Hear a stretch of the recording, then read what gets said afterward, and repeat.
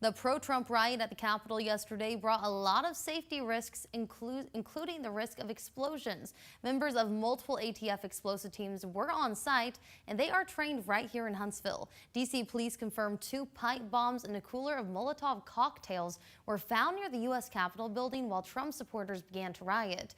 ATF agents were called in to search for explosives, clear the area, and re-secure the Capitol. And the training at the Huntsville site helped them prepare.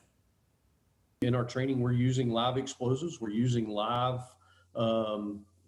scenarios. We use role players, so we can take real world events and we can immediately put them into our training scenarios.